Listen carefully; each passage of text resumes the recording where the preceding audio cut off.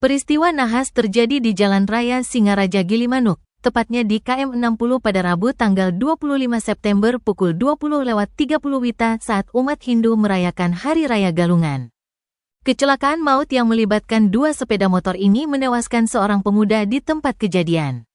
Insiden mengerikan tersebut terjadi di wilayah Banjar Dinas Sumber Kesambi, Desa Sumberkima Geroga, Buleleng.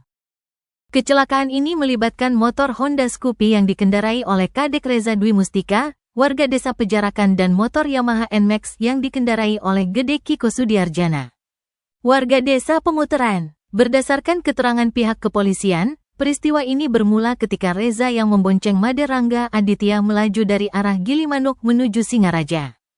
Saat tiba di lokasi kejadian, motor Honda Scoopy yang mereka kendarai mengambil haluan terlalu ke kanan.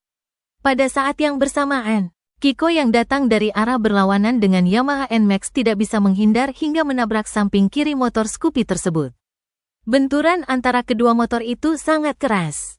Lebih parah lagi, ada fakta mengejutkan soal para pengendara yang diketahui tidak mengenakan helm. Akibatnya ketiga pemuda ini mengalami luka serius. Reza hanya mengalami cedera kepala ringan. Sementara Rangga menderita luka robek di lutut kiri dan lecet di pipi kanan. Mereka segera dilarikan ke Puskesmas Geroga II sebelum dirujuk ke RS Kertausada Singaraja. Namun nasib tragis menimpa Kiko, pengendara Yamaha NMAX. Ia dinyatakan meninggal dunia akibat cedera kepala berat.